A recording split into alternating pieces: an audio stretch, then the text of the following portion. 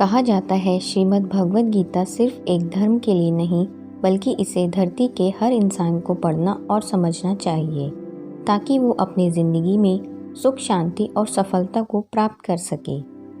भगवद गीता में कुल 18 अध्याय हैं और इन 18 अध्यायों में कुल 700 श्लोक हैं जो सभी के लिए पढ़ पाना थोड़ा मुश्किल है।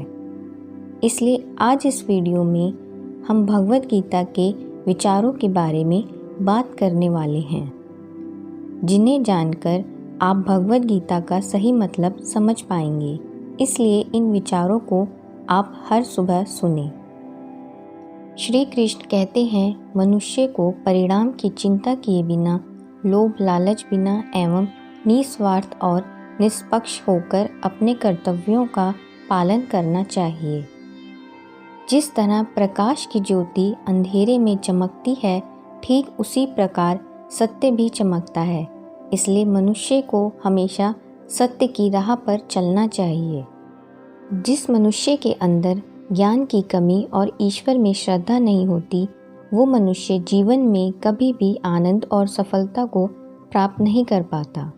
जिस प्रकार मनुष्य अपने पुराने वस्त्रों को त्याग कर नए वस्त्र धारण करता है, ठीक उसी प्रकार आत्मा पुराने व्यर्थ के शरीर को त्याग कर नए भौतिक शरीर को धारण करती है। कौन क्या कर रहा है, कैसे कर रहा है और क्यों कर रहा है, इन सब से आप जितना दूर रहेंगे उतना ही आप खुश रहेंगे। समझदार व्यक्ति जब संबंध निभाना बंद कर देता है तो समझ लेना उसके आत्मसम्मान को कहीं ना कहीं ठेस अवश्य पहुंची है। मोह उसी का करो जिस पर आपका अधिकार है। जिस पर आपका अधिकार ही नहीं, उसका मोह भी नहीं करना चाहिए।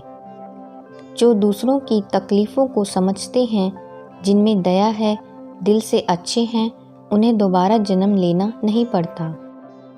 प्रबुद्ध व्यक्ति के लिए गंदगी का ढेर, पत्थर और सोना सभी समान हैं। आपके कर्म ही आपकी पहचान है, वरना एक नाम के हजारों इंसान हैं। प्रेम सदैव माफ़ी मांगना पसंद करता है और अहंकार सदैव माफ़ी सुनना पसंद करता है। सदैव संदेह करने वाले व्यक्ति के लिए प्रसन्नता ना इस लोक में है ना कहीं और।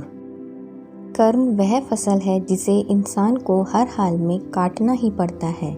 इसलिए हमेशा अच्छे बीज बोएं ताकि फसल अच्छी हो। जो होने वाला है वो होकर ही रहता है और जो नहीं होने वाला वह कभी नहीं होता। ऐसा निश्चय जिनकी बुद्धि में होता है, उन्हें चिंता कभी नहीं सताती। अच्छे कर्म करने के बावजूद भी लोग केवल आपकी बुराइयां ही याद रखेंगे। इसलिए लोग क्या कहते हैं इस पर ध्यान मत दो, तुम अपना कर्म करते रहो।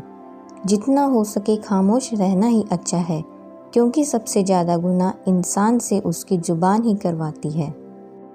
हे पार्थ, जो लोग भक्ति में श्रद्धा नहीं रखते वे मुझे प्राप्त नहीं कर पाते, अतः वह इस भौतिक जगत में जन्म मृत्यु के मार्ग पर वापस आते रहते हैं।